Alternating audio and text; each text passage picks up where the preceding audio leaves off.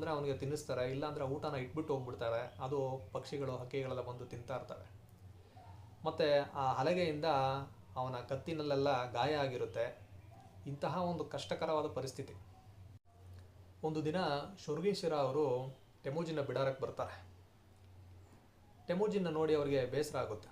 ಟೆಮುಜಿನ್ ಅಳ್ಕೊಂಡೆ ಹೇಳ್ತಾನೆ, ದಯವಿಟ್ಟು ನನ್ನ ಸಾಯಿಸೋಕ್ಕೆ ಹೇಳಿ, ನನಗೆ ಇದನ್ನು ತಡ್ಕೊಳಕ್ಕೆ ಆಗ್ತಾ ಇಲ್ಲ ಅಂತ. ಆಗ ಶುರ್ಗಿನ್ ಶಿರಾ ಅವರು ಟೆಮುಜಿನ್ನ ಯಾರಿಗೂ ಗೊತ್ತಿಲ್ಲದ ಹಾಗೆ ತಮ್ಮ ಬಿಡಾರಕ್ಕೆ ಕರ್ಕೊಂಡು ಹೋಗ್ತಾರೆ. ಅಲ್ಲಿ ಅವನ ಆ ಕುತ್ತಿಗೆ ಬೇಡಿಯನ್ನು ಸಡಿಲ ಮಾಡ್ತಾರೆ. ಅದಕ್ಕೆ ಆ ಗಾಯಗಳಿಗೆ ಮದ್ದನ್ನು ಹಾಕ್ತಾರೆ. ಅವನಿಗೆ ಊಟ ಕೊಡ್ತಾರೆ ಮತ್ತು ಸ್ವಲ್ಪ ನೀರು ಕುಡಿಯೋದಕ್ಕೆ ಕೊಡ್ತಾರೆ.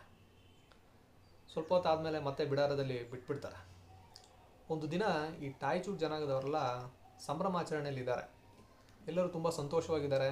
ಒಳ್ಳೆ ಮಾಂಸದ ಆಹಾರವನ್ನು ಮಾಡಲಾಗಿದೆ. ಎಲ್ಲರೂ ಗುಂಪು ಗುಂಪಾಗಿ ಕೂತ್ಕೊಂಡು ಮದ್ಯಪಾನ ಸೇವನೆ ಮಾಡ್ತಾ ಇದ್ದಾರೆ.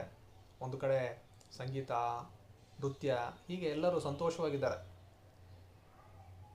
ಟೆಮುಜಿನ್ ಒಂದು ಮೂಲೆಯಲ್ಲಿ ಕೂತಿದ್ದಾನೆ. ಅವನ ಸೊಂಟಕ್ಕೆ ಒಂದು ಹಗ್ಗವನ್ನು ಕಟ್ಟಿದ್ದಾರೆ. ಆ ಹಗ್ಗವನ್ನು ಒಬ್ಬ ಹುಡುಗ ಇಟ್ಕೊಂಡು ಮುಂದೆ ಕೂತಿದ್ದಾನೆ. ಟೆಮುಜಿನ್ ನೋಡ್ತಾನೆ, ಎಲ್ಲರೂ ತುಂಬ ಸಂತೋಷವಾಗಿದ್ದಾರೆ, ಎಲ್ಲರೂ ಚೆನ್ನಾಗಿ ಕುಡ್ದಿದ್ದಾರೆ. ನಾನು ಈಗ ತಪ್ಪಿಸ್ಕೊಂಡ್ರೆ ಒಳ್ಳೆಯದು, ಇದಕ್ಕಿಂತ ಒಳ್ಳೆಯ ಸಂದರ್ಭ ನನಗೆ ಸಿಗೋದಿಲ್ಲ ಅಂತ ಅವನು ಆಲೋಚನೆ ಮಾಡ್ತಾನೆ. ಆದರೆ ಹೇಗೆ ತಪ್ಪಿಸ್ಕೊಳ್ಳೋದು? ಕುತ್ತಿಗೆ ಬೇಡಿ ಬೇರೆ ಹಾಕಿದ್ದಾರೆ, ಹಗ್ಗವನ್ನು ಕಟ್ಟಿದ್ದಾರೆ, ಅದನ್ನು ಹಿಡ್ಕೊಂಡು ಒಬ್ಬ ಹುಡುಗ ಕೂತಿದ್ದಾನೆ. ಏನು ಮಾಡೋದು ಅಂತ ಯೋಚನೆ ಮಾಡ್ತಾ ಇರ್ತಾನೆ. ನಿಧಾನವಾಗಿ ಎದ್ದು ನಿಂತ್ಕೊಳ್ತಾನೆ. ತನ್ನ ಶಕ್ತಿಯನ್ನೆಲ್ಲ ಒಟ್ಟುಗೂಡಿಸಿ ಮುಂದೆ ಇದ್ದ ಹುಡುಗನಿಗೆ ಒದಿತಾನೆ. ಅವನು ಉರುಳ್ಕೊಂಡು ಹೋಗಿ ಬೀಳ್ತಾನೆ. ಹಗ್ಗ ಬಿಟ್ಬಿಡ್ತಾನೆ. ಅವನು ಸುಧಾರಿಸ್ಕೊಂಡು ಎದ್ದು ನೋಡೋಷ್ಟರೊಳಗೆ ಟೆಮುಜಿನಲ್ಲಿ ಇರೋದಿಲ್ಲ. ಅವನು ಗಾಬರಿಯಿಂದ ಕಿರ್ಚ್ಕೊಳ್ತಾನೆ, ತಪ್ಪಿಸ್ಕೊಂಬಿಟ್ಟ, ಇಡೀರಿ ಅಂತ. ಇವರೆಲ್ಲ ಚೆನ್ನಾಗಿ ಕುಡಿದಿರ್ತಾರೆ, ಅಮಲ್ನಲ್ಲಿರ್ತಾರೆ. ಅವರು ಎದ್ದು ಬಂದು ನೋಡೋಷ್ಟರೊಳಗೆ ಟೆಮುಜಿನಲ್ಲಿ ಇರೋದಿಲ್ಲ.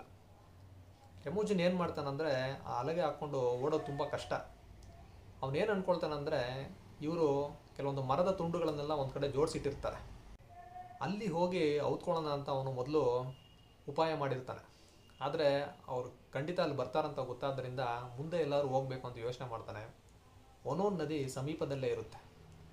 ಆದರೆ ಈ ಕುತ್ತಿಗೆ ಬೇಳೆ ಹಾಕ್ಕೊಂಡು ಆ ನದಿಯಲ್ಲಿ ಇಳಿದ್ರೆ ಖಂಡಿತವಾಗ್ಲೂ ಉಳಿಯಲ್ಲ, ಯಾಕಂದರೆ ಈಜಾಡೋದು ತುಂಬ ಕಷ್ಟ. ಟಾಯ್ಚೂರ್ ಜನಾಂಗದವರು ತಮ್ಮ ನೀರಿನ ಅವಶ್ಯಕತೆಗಾಗಿ ಒನೋನ್ ನದಿಯ ಒಂದು ಸಣ್ಣ ಭಾಗವನ್ನು ತಿರುಗಿಸಿ ಒಂದು ಕಡಿದಾದ ಪ್ರದೇಶವನ್ನು ಮಾಡಿ ಅದರಲ್ಲಿ ಆ ನೀರನ್ನು ಶೇಖರಣೆ ಮಾಡಿ ಇಟ್ಕೊಂಡಿರ್ತಾರೆ. ಟೆಮುಜಿನ್ ತಪ್ಪಿಸ್ಕೊಂಡು ಹೋಗ್ತಾ ಇರಬೇಕಾದ್ರೆ ಅದನ್ನು ನೋಡ್ತಾನೆ. ಅವನು ಯೋಚನೆ ಮಾಡಿ ಅದರೊಳಗೆ ಧುಮುಕ್ತಾನೆ. ಕತ್ತಿನವರೆಗೂ ನೀರು, ತುಂಬ ಕಷ್ಟಪಡ್ತಾ ಇರ್ತಾನೆ. ಆಗ ಮೇಲ್ಗಡೆಯಿಂದ ಯಾರೋ ಕೂಗೋ ಶಬ್ದ ಆಗುತ್ತೆ. ಆ ರಾತ್ರಿಯಲ್ಲಿ ಅವನು ನೋಡ್ತಾನೆ, ಸರಿ ಕಾಣೋದಿಲ್ಲ.